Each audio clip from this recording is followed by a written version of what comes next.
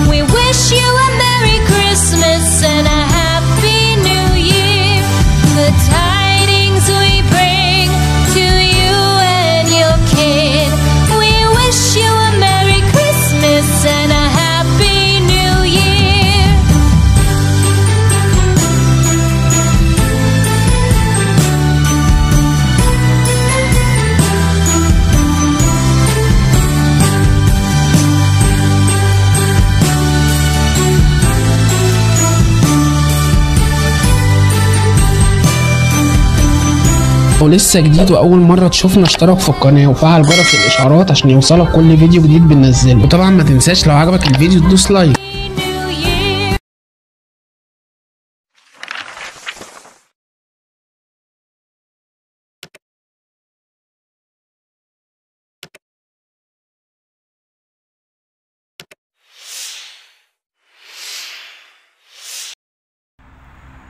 Ashamaa harka fuudhee hordoftoota koo akkam jirtu nagaa keessanii anis nagaa kootiin isiniin jedha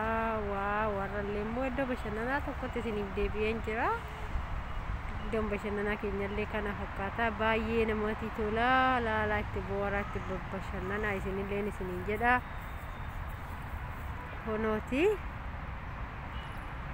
warroon immoo maatii kontaane kotta maatii kottillee dabalamaan isiniin jedha warri maatii kotaa saniin hordofaa turtan immoo guddaa galatooma hayni isiniin jedha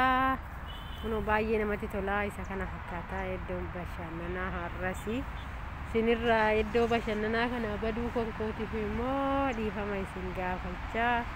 yeroo sinirraa badeen ture yeroo tokko dhiifama isin gaafachaa baay'ee namatti tola kun olaalaatti boraatti bashannanaan isiniin jedha haalli baay'ee namatti tola bakkeen baay'ee namatti bareeda kana fakkaatan isiniin jedha jidduudhaan immoo viidiyoo takka isin affeeree booddee walitti deebinaa viidiyichillee immoo baay'ee namatti tola sin kofalchiisa yaa'u viidiyoo san laalatti itti boraati booddee immoo walitti dachaanaan isiniin jedha agasiif immoo obsaan na eegaa isiniin jedha